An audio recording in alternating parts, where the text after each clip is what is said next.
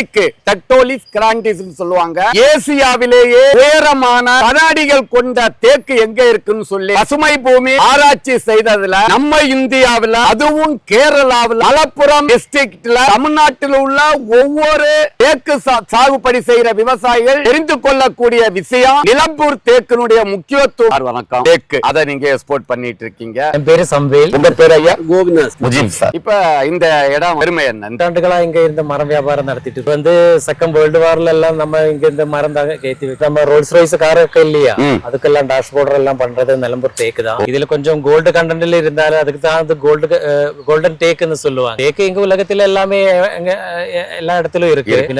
Natural grains இதெல்லாம் மற்ற தேக்குக்கு ஒன்றும் கிடையாது. பர்னிச்சர் டோர் என்ன பண்ணி வச்சாலும் ஒரு 100-200 வருஷம் அந்த ஃப்ரெஷ்ல இருக்கும். நிலம்பூர் தேக்கோட மெயின் ஸ்பெஷல். மற்ற தேக்கு பொறுத்த வரைக்கும் நிலம்பூர் தேக்கு தான் பெஸ்ட்.